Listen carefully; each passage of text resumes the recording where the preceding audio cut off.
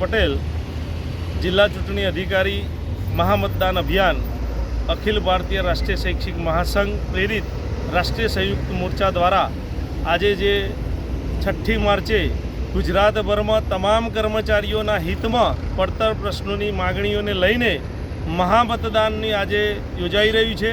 એમાં અરવલ્લી જિલ્લામાં 7,000 કર્મચારીઓ મતદાન કરવાના છે। એના ભાગરૂપે મોડાસાના 3 સ્થાનો પર આજે મત બૂથ કેન્દ્રો ઊભા કરવામાં આવ્યા હતા। એમાં અત્યાર સુધીમાં 1300થી વધુ મત પડી ચૂક્યા છે અને દિવસ દરમિયાન આજે 7,000 કર્મચારીઓ મતદાન કરવાના છે।